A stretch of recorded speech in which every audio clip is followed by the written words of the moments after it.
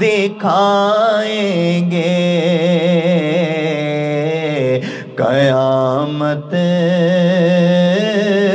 لحد میں وہ جسے اپنا رخ زیبا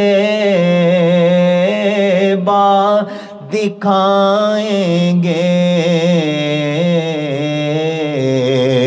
بڑی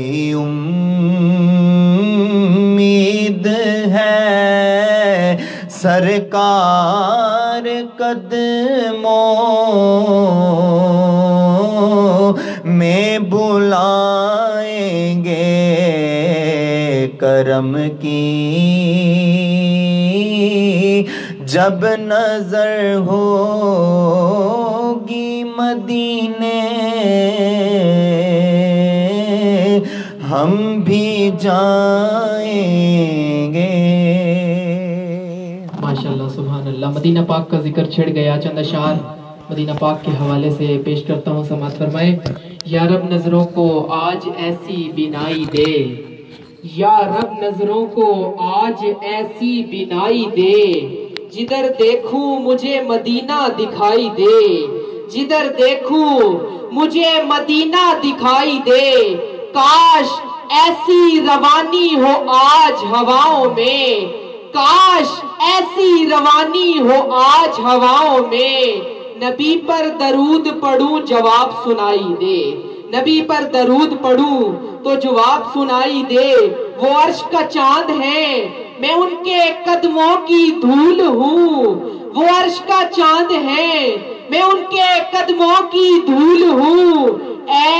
زندگی گواہ رہنا میں عاشق رسول ہوں، اے زندگی گواہ رہنا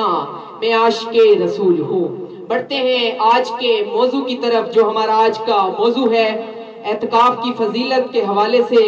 میں ایک مرتبہ پھر قاری میر ظہیر احمد قادری صاحب کو اپنی اس ٹرانسمیشن میں خوش آمدید کہتا ہوں۔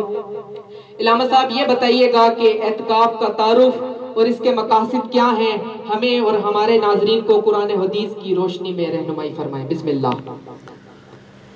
الحمدللہ والصلاة والسلام علی رسول اللہ، اما بعد فاعوذ باللہ من الشیطان الرجیم، بسم اللہ الرحمن الرحیم۔ وَعَهِدْنَا إِلَىٰ إِبْرَاهِيمَ وَإِسْمَاعِيلَ أَن طَهِّرَا بَيْتِيَ لِلطَّائِفِينَ وَالْعَاكِفِينَ وَالرُّكَّعِ السُّجُودِ صدق اللہ العظیم۔ صلی اللہ علی النبی الامی الکریم الامین وآلہ وصحبہ اجمعین۔ مولا صلی وسلم دائما ابدا علی حبیبک خیر الخلق کلہم، محمد سید الکونین والثقلین والفریقین من عرب ومن عجم، هو الحبیب الذی ترجى شفاعته لكل هول من الاحوال مقتحم۔ یا رب بالمصطفیٰ بلغ مقاصدنا واغفر لنا ما مضى یا واسع الکرم۔ انتہائی عزت و تکریم کے لائق سامعین و ناظرین، آج کی اس القلم ٹرانسمیشن میں میرے میزبان بھائی جواد راجپوت صاحب نے ہمیں یہ موقع دیا کہ ماہ سیام میں ان کے چینل کے وسیلہ سے عوام الناس تک، ہم اپنے بہن بھائیوں تک رمضان المبارک کی ان مبارک گھڑیوں میں موقع کی مناسبت سے جو انہوں نے خوبصورت موضوع کا چناؤ کیا، موقع کی مناسبت بھی ہے۔ آج 19 رمضان المبارک کی سحر کی ٹرانسمیشن ہے اور 20 کی شام کو ہمارے اسلامی بہن بھائی جو ہے وہ اعتکاف کی نیت کے ساتھ اللہ رب العالمین کی بارگاہ میں حاضر ہو جائیں گے۔ تو پوچھا گیا ہے کہ اعتکاف کیا ہے، اس پر ایک لمبی بحث ہو سکتی ہے۔ بہرحال ایٹ دا مومنٹ جو ہے ضروری پوائنٹس ہیں، میں ان پہ چند باتیں جو ہے وہ آپ کے سامعین کی سماعتوں کی نظر کرتا ہوں، سامعین و ناظرین اس سے ان کو فائدہ ہو جائے۔ اللہ رب العالمین نے قرآن مجید فرقان حمید میں ارشاد فرمایا، جب اللہ رب العالمین نے حضرت سیدنا ابراہیم خلیل اللہ علیہ السلام کو اپنا گھر کعبۃ اللہ بنانے کا حکم دیا، تو کعبۃ اللہ تعمیر کرنے کے بعد خالق کائنات نے ارشاد فرمایا، پہلا سپارہ سورہ بقرہ ہے، ارشاد فرمایا وَعَهِدْنَا إِلَىٰ إِبْرَاهِيمَ وَإِسْمَاعِيلَ أَن طَهِّرَا بَيْتِيَ لِلطَّائِفِينَ وَالْعَاكِفِينَ وَالرُّكَّعِ السُّجُودِ، فرمایا ہم نے عہد لیا جناب سیدنا ابراہیم خلیل اللہ علیہ السلام سے اور حضرت سیدنا اسماعیل علیہ السلام، دونوں باپ بیٹے سے یہ عہد لیا کہ آپ فرمایا انطاہرا کہ وہ دونوں جو ہے وہ پاک کریں بیتیا، اللہ فرماتے وہ میرے گھر کو پاک کریں، کس کے لیے؟ للطائفین والعاکفین، فرمایا وہ لوگ جو میرے گھر کا طواف کریں گے ان کے لیے، والعاکفین جو وہاں پر اعتکاف کریں گے ان کے لیے، والرکع السجود اور رکوع کرنے والوں کے لیے اور سجدے کرنے والوں کے لیے۔ حضرت ابراہیم و حضرت اسماعیل علیہ السلام کی ڈیوٹی لگ گئی کہ اس کو صاف رکھا جائے، پاک رکھا جائے۔ سامعین و ناظرین، اعتکاف کی 3 اقسام ہیں جو فقہاء کرام نے بیان کیے ہیں۔ ایک اعتکاف واجب ہے، ایک اعتکاف سنت ہے اور اعتکاف جو ہے مستحب ہے۔ یہ 3 مختلف طرح کے اعتکاف ہیں۔ سب سے پہلے میں اعتکاف واجب جو ہے، اگر کسی بندے نے اپنی زندگی میں ایسا کام کرنے کی منت مانی اور اس نے کہا کہ اگر میں نے یہ کام کر لیا تو پھر میں اتنے دن جو بھی وہ مقرر ایام کر لیتا ہے اپنی نیت میں، تو وہ کہتا ہے کہ میرا یہ کام ہو گیا تو میں نے اتنے دنوں کا اعتکاف کرنا ہے۔ اب جب اس کا کام ہو جائے گا، اس کی منت پوری ہو جائے گی، تو اس پر لازم ہے، وہ واجب ہو گیا کہ وہ اب اتنے دنوں کا اعتکاف کرے گا۔ ٹھیک ہے جی، یہ ہے اعتکاف واجب، اور واجب اعتکاف کے لیے روزہ شرط ہے۔ دوسرا ہے اعتکاف سنت مؤکدہ، میں مسجد میں کسی بھی جگہ پر جا کے اللہ کے گھر میں بیٹھتا ہے تو وہ نیت کر لے گا نویت سنت الاعتکاف، جتنی دیر وہ بیٹھے گا اعتکاف کی نیت سے اللہ اس کو اعتکاف کا ثواب دیتا رہے گا۔ لیکن چونکہ اب ہمارا مقصد جو ہے وہ رمضان المبارک کے آخری عشرے کا اعتکاف ہے، تو یہ اعتکاف سنت مؤکدہ علی الکفایہ ہے، جو کہ اللہ کے نبی صلی اللہ تعالیٰ علیہ وسلم کے ذاتی عمل سے ثابت ہے کہ رسول اکرم صلی اللہ تعالیٰ علیہ وسلم نے 30 دن کا اعتکاف بھی کیا ہے، سرکار کے عمل سے یہ ثابت ہے۔ اور پھر نبی پاک صلی اللہ تعالیٰ علیہ وسلم کا 10 دن کا اعتکاف بھی ثابت ہے۔ نبی پاک علیہ السلام کی امت میں کوئی بھی بندہ رمضان المبارک کے 20ویں روزے کی عصر اور مغرب کے درمیان یعنی غروب سے پہلے پہلے وہ بیٹھے اور عید کا چاند دیکھنے تک جو ہے وہ اللہ کے گھر میں قیام کرے گا، تو یہ اس کا اعتکاف سنت مؤکدہ علی الکفایہ ہوگا۔ اللہ کے نبی کی سنت کا ثواب بھی ہوگا، ماہ صیام کی برکتوں سے بھی اللہ اسے مالا مال فرمائے گا۔ غیر علماء ہوں، ہمارے گھروں میں بھی مائیں، بہنیں، بیٹیاں، بیٹے شوق سے جو ہے وہ قرآن پاک جو ہے وہ تلاوت کرتے ہیں، پڑھتے ہیں، اور بلکہ یہاں تک کہ اس میں مقابلے کی حد تک ہوتا ہے کہ ایک نے میں نے اتنے قرآن شریف پڑھ لیے، بیٹے آپس میں کہتے ہیں، کوئی کہتا ہے میں نے 2 پڑھ لیے، کسی نے کہا 3 پڑھ لیے، اور یہی اچھی چیز ہے کہ ان میں ہمیں ایک دوسرے سے سبقت لے جانی چاہیے، اچھے کاموں میں جو ہے وہ آگے نکلنا چاہیے۔ رمضان شریف میں ویسے بھی ہر چیز کا ثواب دگنا چگنا ہو جاتا ہے، جس طرح کہ حدیث میں آتا ہے کہ جو بندہ نفل ادا کرتا ہے اسے فرائض کا ثواب ملتا ہے، اور فرائض کرنے والوں کو جو ہے وہ کتنے گنا بڑھا کے اللہ رب العالمین عطا فرما دیتا ہے۔ اور قرآن شریف جو ہے آؤٹ آف رمضان اگر کوئی بندہ اس کی تلاوت کرتا ہے تو اسے جو ہے اس حساب سے ثواب ملتا ہے، وہی ایک لفظ جو ہے رمضان المبارک میں پڑھتا ہے تو اس کا ثواب دگنا چگنا ہو جاتا ہے، اللہ رب العالمین بڑھا دیتا ہے۔ لہٰذا سب سے پہلی چیز ہے کہ ذوق شوق ہونا چاہیے، اور دوسری بات یہ ہے کہ قرآن کریم جو ہے رمضان المبارک میں صرف ہمارے ہاں صرف لوگ جو ہے کچھ چیزیں جو ہے وہ ٹریڈیشنلی جو ہے وہ سمجھتے ہیں کہ بس قاری صاحب نے تراویح میں پڑھ لیا تو ہم نے سن لیا تو it's enough for all of us, ہمارے سب کے لیے جو ہے وہ پورا ہے، لیکن یہی بات جو ہے یہ پوری نہیں ہے، اتنا کافی نہیں ہے۔ ہر بندے کو اپنے طور پر جتنا ہو سکے حسب توفیق قرآن مجید پڑھنا چاہیے۔ نبی پاک صلی اللہ تعالیٰ علیہ وسلم نے فرمایا اپنے دلوں کو جو ہے وہ آباد کرو، اپنے دلوں کے نور میں اضافہ کرو۔ اس میں حدیث کا مفہوم کچھ اس طرح ہے، صحابہ کرام نے عرض کی یا رسول اللہ کس طرح عرض کی، تو سرکار دو عالم صلی اللہ تعالیٰ علیہ وسلم نے فرمایا کہ کثرت کے ساتھ موت کا ذکر کرو، اس سے جو دل ہے یہ آباد رہتا ہے، اور دوسرا یہ ہے کہ قرآن کریم کی تلاوت کثرت سے کرو تو اللہ تمہارے دلوں کو جو ہے وہ تلاوت سے آباد فرما دیتا ہے۔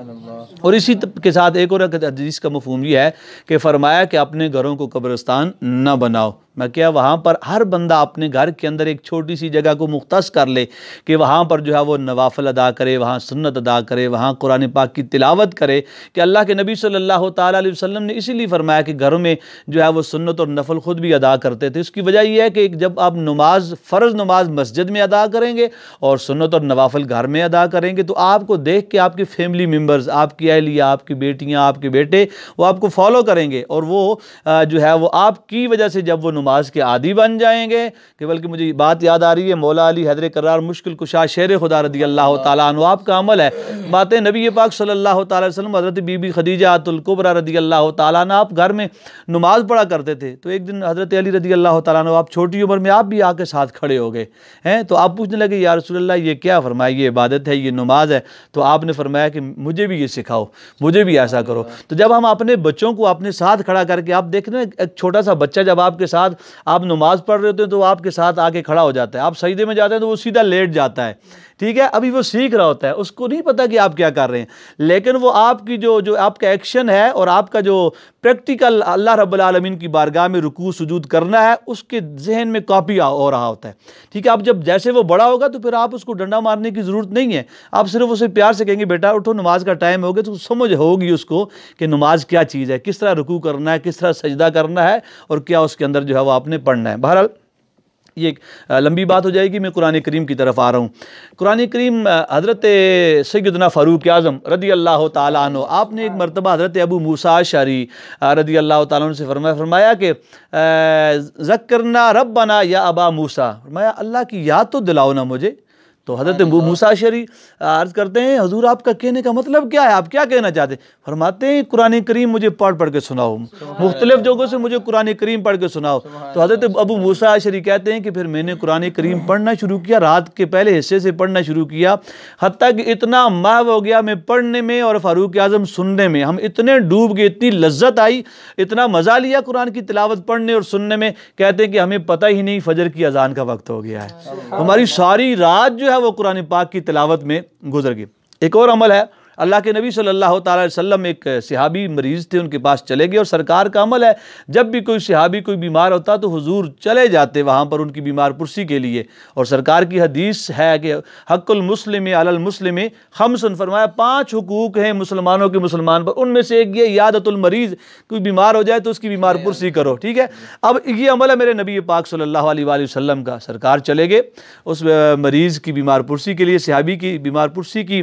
اب ادھر سے جناب اسرائیل علیہ السلام تشریف لائے، آ کے عرض کرتے ہیں یا رسول اللہ آپ کا یہ جو ساتھی ہے نا ان کی موت کا وقت قریب ہے، ٹھیک ہے۔ اب اللہ کے نبی نے یہ پیغام اپنے صحابی کو دیا، اور وہ چونکہ صحابی تھے، موت کی تیاری ہر انسان کے لیے ضروری ہے، لیکن جن کی نسبت اور جن کی زندگی غلامی مصطفیٰ میں گزرے تو وہ اتنا جلدی موت سے ڈرا نہیں کرتے۔ کون کہتا ہے کہ مومن مر گئے، قید سے چھوٹے وہ تو اپنے گھر گئے، ٹھیک ہے۔ تو کیا ہے میرے نبی پاک صلی اللہ علیہ وسلم نے یہ بھی فرمایا کہ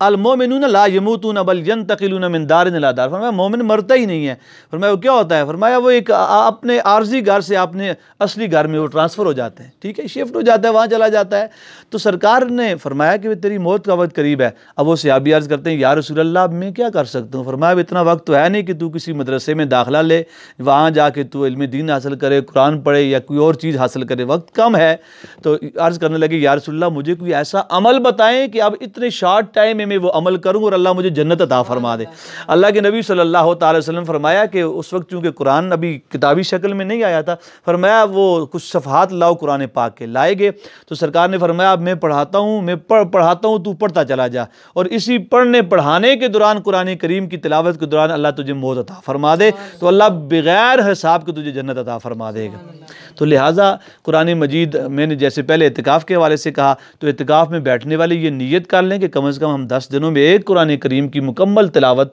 کرنے کی سعادت حاصل کریں گے، اور نماز تراویح میں کہیں جہاں جہاں پر قرآن کریم ترتیب کے ساتھ پڑھا جا رہا ہے وہ بھی سننے کی جو ہے وہ نیت کر لیں، اور باقی جو ہے آؤٹ آف رمضان بھی ہمیں جو ہے وہ قرآن کریم روزانہ صبح و شام اگر ہم آدھا رکوع پڑھیں شام۔ اور میرے نبی پاک صلی اللہ تعالی وسلم کی ایک اور حدیث مجھے یاد ہے کہ حضرت امام رازی نے اس کو بیان کیا ہے، فرماتے ہیں کہ رسول کریم صلی اللہ علیہ وسلم فرماتے ہیں 2 بندوں پر رشک کرو۔ یا رسول اللہ وہ 2 کون ہیں؟ فرمایا ایک وہ جسے اللہ رب العالمین اپنی قدرت کاملہ سے مال کی کثرت دیتا ہے اور وہ اس کے دیے ہوئے مال سے خرچ کرتا ہے، سخاوت کرتا ہے کہ صبح ہوتی ہے تو وہ تقسیم کرتا ہے، شام ہوتی ہے تو وہ اللہ کا دیا ہوا مال تقسیم کرتا رہتا ہے، فرمایا اس کے اس عمل پر رشک کرو۔ اور دوسرا فرمایا جسے اللہ نے قرآن پاک کا علم دیا ہے تو وہ صبح ہو تو قرآن کریم کی تلاوت خود بھی کرے، اوروں کو بھی سکھائے، اور شام ہو جائے تو وہ قرآن کریم پڑھنا پڑھانے والا سلسلہ جاری رکھے۔ فرمایا ان دونوں اشخاص پر جو ہے وہ رش کرو کہ یہ اتنا اچھا عمل ہے۔ لہٰذا پتہ یہ چلا کہ ماہ صیام میں روزے کے ساتھ ساتھ تلاوت کلام کا کثرت سے کرنا یہ بہت ضروری ہے۔ اس میں ہمارے دنیاوی فوائد بھی بہت سارے ہیں اور اخروی فوائد بھی ہیں۔ اللہ تعالیٰ امت مصطفیٰ کریم صلی اللہ تعالیٰ علیہ وسلم کو ماہ صیام کی برکتوں اور تلاوت کلام کی برکتوں سے مالا مال فرمائے۔ جزاک اللہ۔ اللہ پاک ہمیں اعتکاف کے فضائل اور احکام کو سمجھنے کی توفیق عطا فرمائے، قرآن مجید کو سیکھنے، سمجھنے اور اس پر عمل کرنے کی توفیق عطا فرمائے۔ ہماری ٹرانسمیشن میں اختتام کا وقت بھی قریب ہی ہے۔ میری حافظ ارسلان عباسی صاحب سے گزارش ہے کہ پروگرام کے اینڈ میں اختتامی کلام کے فرمائیں۔ بسم اللہ۔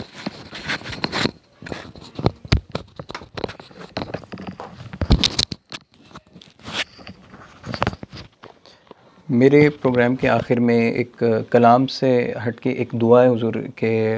جو عالم اسلام جو ہے پوری دنیا آج اس ایک وبا کا شکار ہوئی ہوئی ہے کرونا، تو اس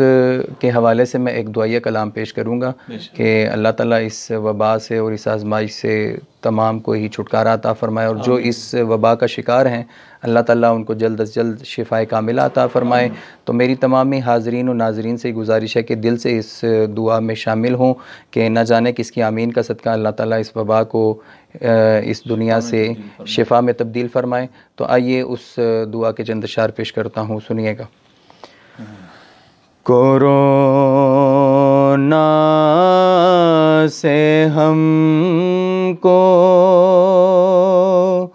بچا یا الہی، پرے ہو یہ ہم سے بلا یا الہی، کرونا میں جو مبتلا ہے انہیں تو کرونا میں جو مبتلا ہے انہیں تو کرم سے عطا کر شفا یا الہی، کرم سے عطا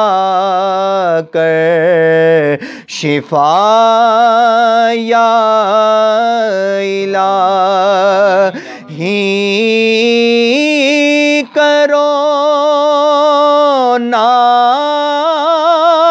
سے سب لوگ گھبرا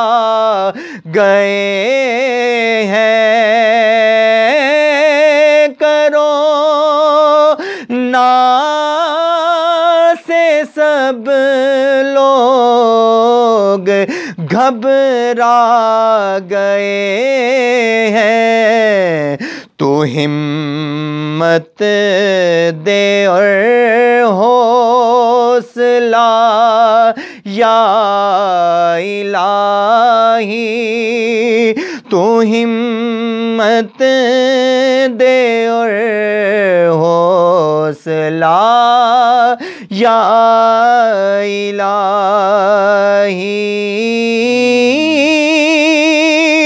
کرونا کے بدلے گناہوں کا ڈر دے، کورونا کے بدلے گناہوں کا ڈر دے، ندامت سے ہم کو رلا یا الہی، ندامت سے ہم کو رلا یا الہی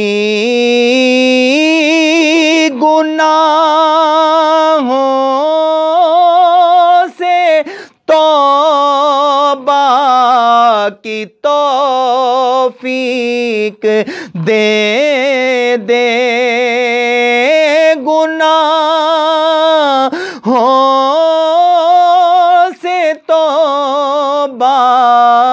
کی توفیق دے دے ہمیں نیک بندہ بنا یا الہی ہمیں نیک بندہ بنا یا الہی تو عطار کو دے شوق ملاقات تو عطار کو دے شوق ملا جب بھی میری ہو سنگے در تمہارا یا رسول اللہ جب بھی میری ہو سنگے در تمہارا یا رسول اللہ یہی ہے ایک جینے کا سہارا یا رسول اللہ یہی ہے ایک جینے کا سہارا یا تم ہی ہو بے سہاروں کا سہارا یا رسول اللہ تم ہی ہو بے سہاروں کا سہارا یا رسول اللہ تم ہی کو ہر دکھی دل نے پکارا یا رسول اللہ تم ہی کو دل نے پکارا یا رسول اللہ زمانہ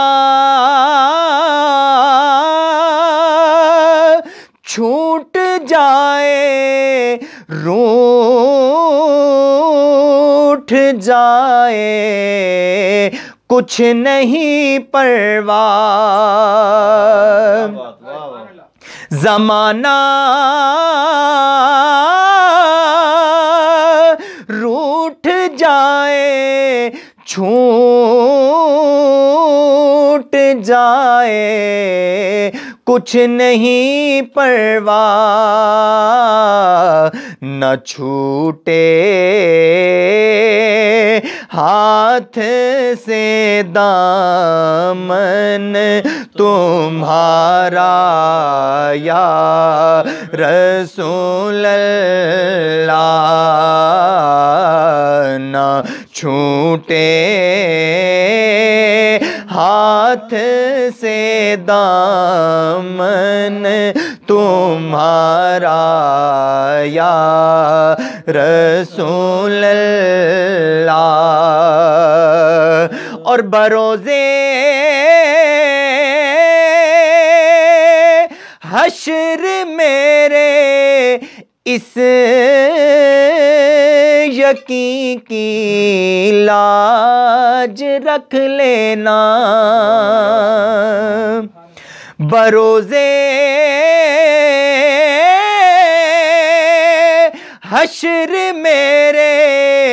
اس یقین کی لاج رکھ لینا، تمہارا ہوں تمہارا ہوں تمہارا یا رسول اللہ، تمہارا ہوں تمہارا ہوں تمہارا یا رسول اللہ، جب بھی میری